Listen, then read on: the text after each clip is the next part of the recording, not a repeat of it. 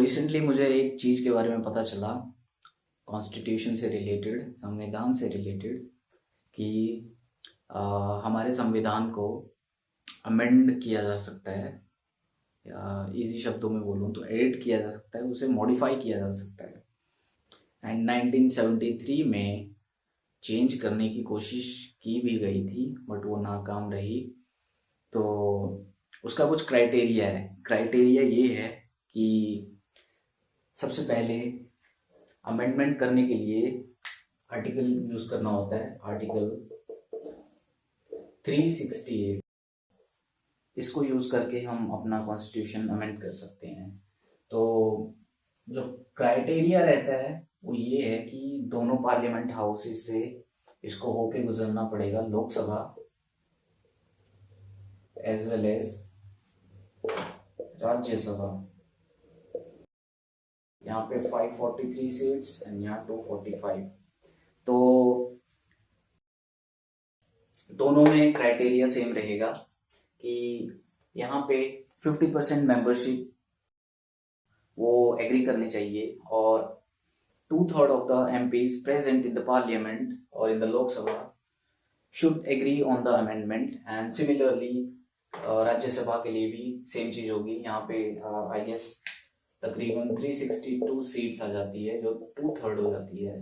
And यहाँ पे I guess 164 जो 2/3 हो जाती है। तो इतनी मेजोरिटी, इतनी वोटिंग चाहिए दोनों हाउसेस में कॉन्स्टिट्यूशन को अमेंड करने के लिए।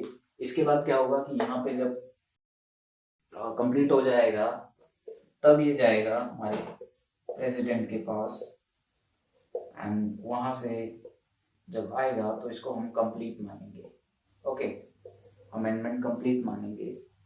बट कुछ केसेस में जहाँ पे स्टेट्स इन्वॉल्व हो, या फिर कोई मेजर चेंज हो जिसमें स्टेट्स की ऑटोनॉमी को कम किया जा रहा हो, सेंट्रलाइज किया जा रहा हो, तब स्टेट्स भी इन्वॉल्व हो जाएंगी। एंड हमें 28 स्टेट्स में से 14 स्टेट्स, एटलीस्ट 14 स्टेट्स की सहमति चाहिए होगी। एंड यहाँ से होने के बाद इस स्टेट्स को एग्री करना पड़ेगा। States should agree, at least 14 states, UTs नहीं, ओनली स्टेट्स।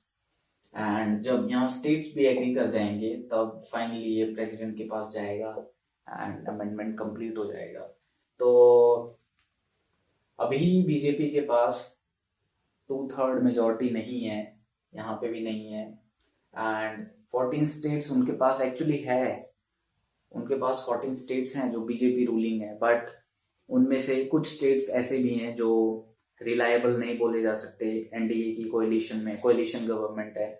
तो जब उनके पास 14 स्टेट्स हो जाएंगे जो कंप्लीटली रिलायबल है, रिलायबल मतलब कि वहां पे जो रूलिंग सीएम है उसकी खुद की कोई इंडिपेंडेंट लीडरशिप नहीं है, एंड वो इंस्टॉल्ड है एज अ पपेट जो सिर्फ ऊपर से ऑर्डर्स फॉलो करता है। ऐसे सीएम जब कंप्लीट हो जाएंगे 14 के 14 स्टेट्स में, तब ये वाला क्राइटेरिया उनका फुलफिल हो जाएगा। बट फिर भी उन्हें 2/3 मेजोरिटी चाहिए। तो जो अब की बार 400 पार वाला नारा लग रहा था वो इसी के लिए लग रहा था कि एटलीस्ट 2/3 ऑफ मेजोरिटी उनको मिल जाए, बट वो हो नहीं पाया।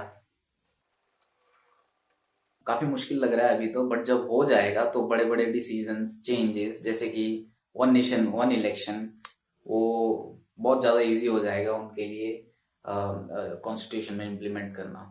तो इसी के बारे में बताना था। कोई बुक रीड कर रहा था मैं, तो उससे इसके बारे में पता लगा। और अगर वीडियो से कुछ इन्फॉर्मेशन आपको मिली है तो चैनल को सब्सक्राइब कर देना एंड वीडियो को लाइक कर देना।